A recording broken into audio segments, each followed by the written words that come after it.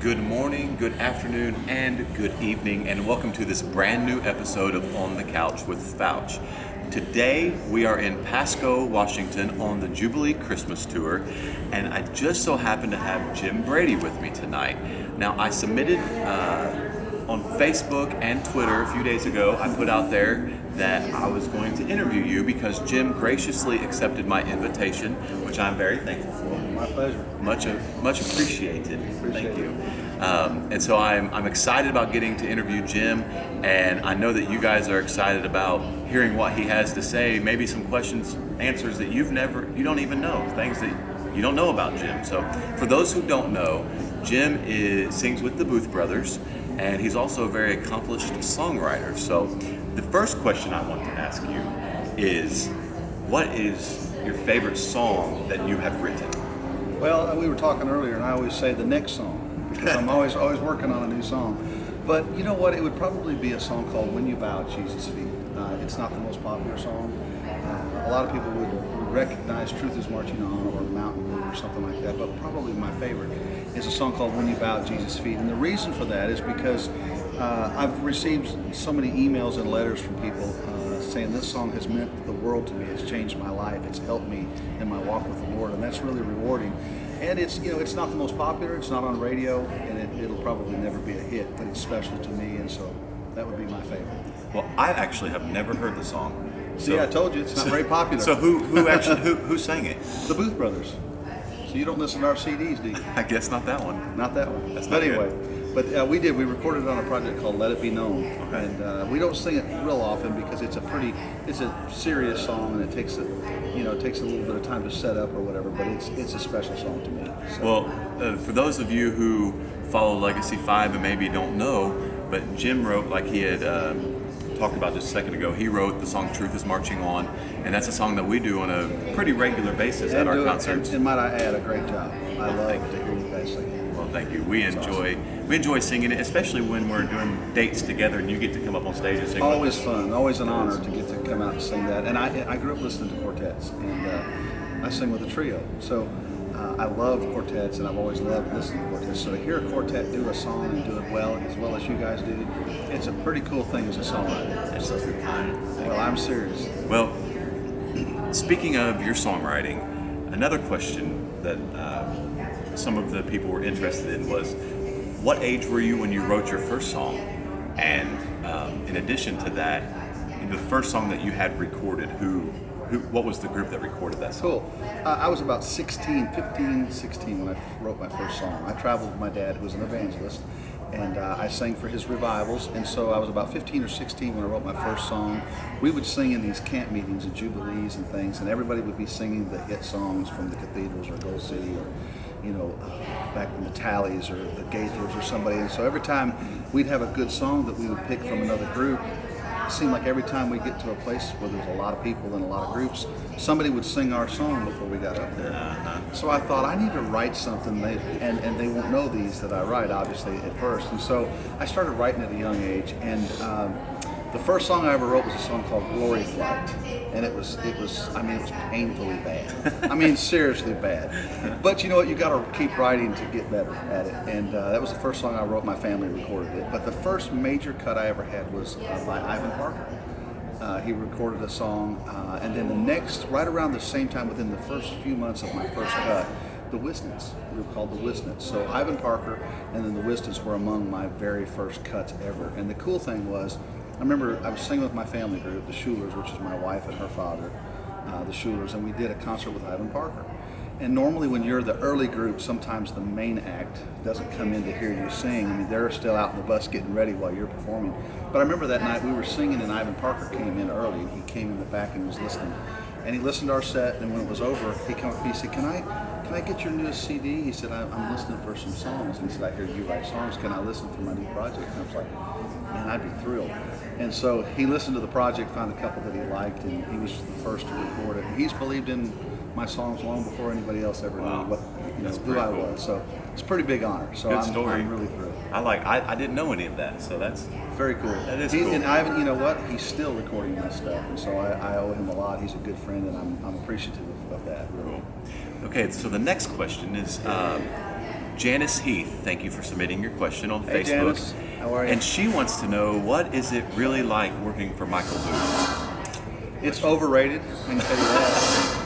And I did an interview the other day. He's absolutely crazy. He's a great guy, but he's absolutely crazy. And I did an interview the other day, and they were asking about Michael. And I said, you know what? I said he is not right, for sure, but he's a whole lot of fun. Yeah. And so he keeps things light, he's fun, and it's fun. It's fun to work with the guys, really. The next question comes from Levi Johnston, and he wants to know, would you rather fight 100 duck-sized horses or one horse-sized duck? Well, neither, because I'm not a fighter, so I wouldn't do good at either one. So You're a lover, not a that's fighter. exactly that's the best I can do on that. Is I'm not a fighter, so. Neither. Which is an odd question, anyways. Hey. That's why I asked it. It took some thought. So I've never go. never heard a question like that. Thanks, haven't Levi, either. for submitting that. That was a good one. So this one is a little kind of I'm looking because you might make me nervous here. See, Next Facebook question comes from Isaiah Krause. Isaiah was at our concert a couple nights ago for the Jubilee Okay. Christmas, and Isaiah wants to know who your favorite bass singer is. well, you don't want me to take too long to think about that one, do you? No, don't take too long. Besides Matt Fouch. but tell the truth. Besides Matt Fouch, No, I you don't have to say that. Besides the guy that's sitting here with me on the couch, George Johnson is absolutely my favorite bass singer. He was a bass singer that just happened. He happened to sing low. He's a great singer that happens to sing low because he could sing, and you know this. I mean, he could sing a lead as well as he could sing the bass part.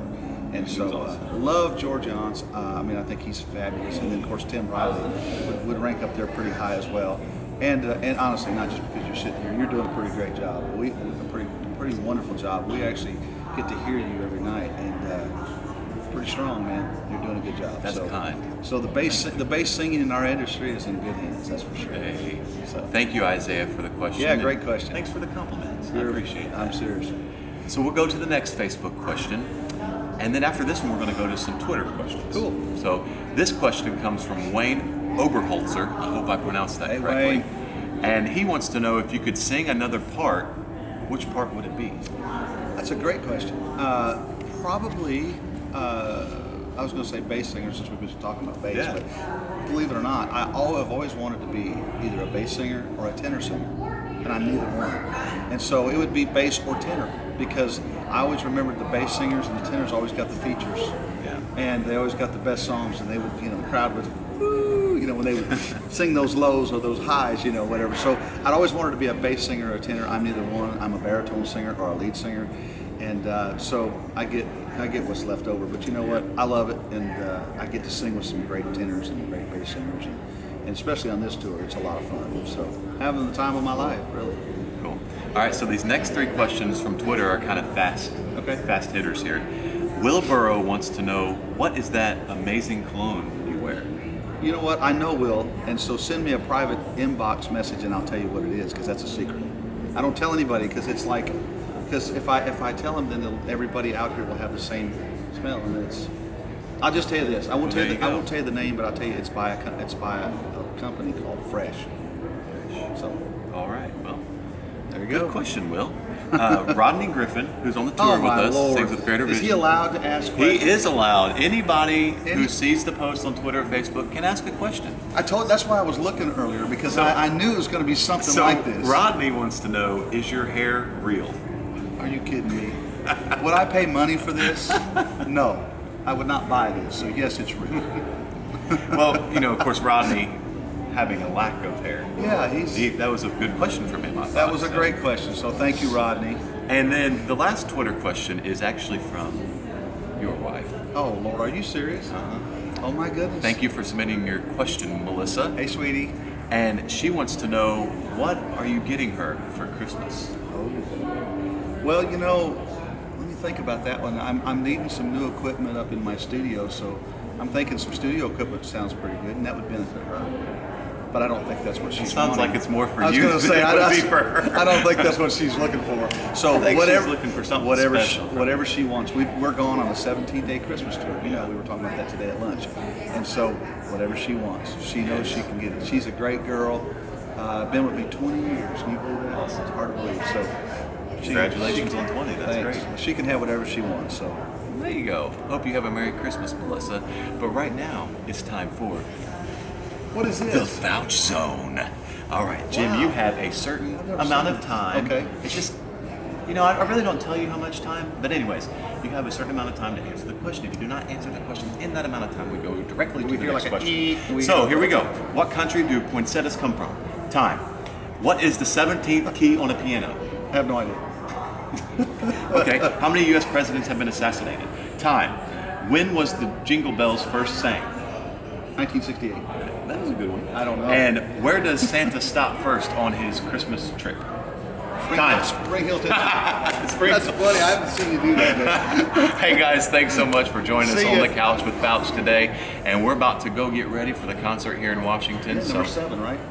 6 or 7, 6 or something 7. like that. Yeah. You lose track when you do as many as we do. So That's it's right. going great. So thank you, Jim, for joining me, and My thank you pleasure. for viewing. We'll see you next time. See you.